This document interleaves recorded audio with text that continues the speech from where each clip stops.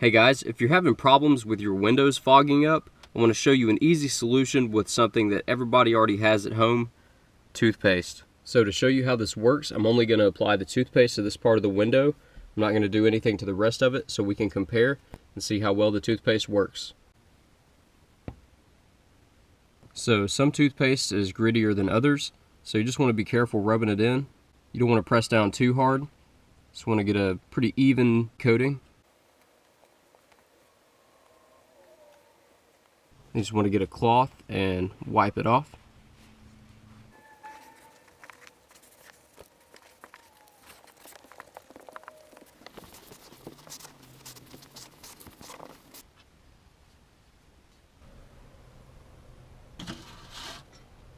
As you can see, it actually works pretty well. Now, a lot of companies do sell anti-fog cleaners and stuff like that, but for something that takes about 5 minutes with a product that you already have in your home, just some simple toothpaste, it's actually not bad at all.